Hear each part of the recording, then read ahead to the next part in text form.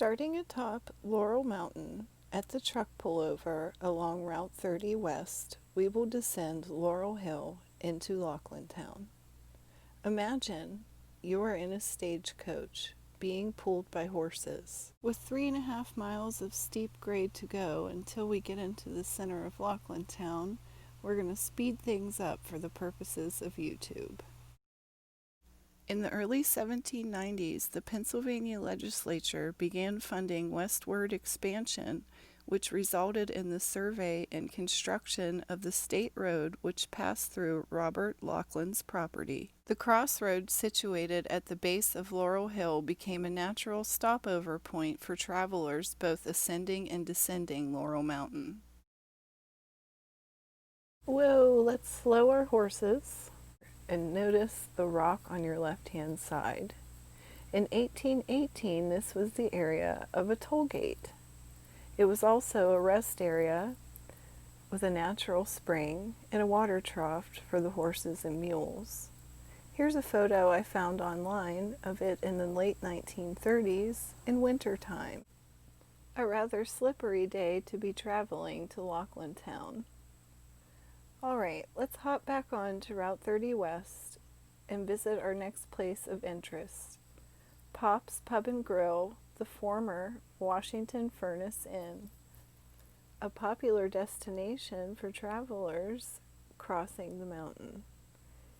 Here's a photo of it in 1920. It is very near the Washington charcoal furnace, which started operations in 1809 under Johnston McClurg and Company. It blew out and was abandoned in 1854. Back out on Route 30 West, we're approaching the bottom of Laurel Hill. Let's go check out Robert Laughlin's log house. It is not known when the 2-story log house in the middle of Laughlintown was built, but it is quite probably the oldest remaining structure in town. Accounts suggest the house may have been built as early as 1798. Unfortunately, this cannot be documented. The deed for Lot 16 goes back to 1803 when Robert Laughlin and his wife Mary sold the property to William Graham, a blacksmith from Somerset. Moving on now, we come to the crossroads in the center of Laughlintown. Across from the Compass Inn Museum, take note of the building on your right. Today, this is the Country Cupboard.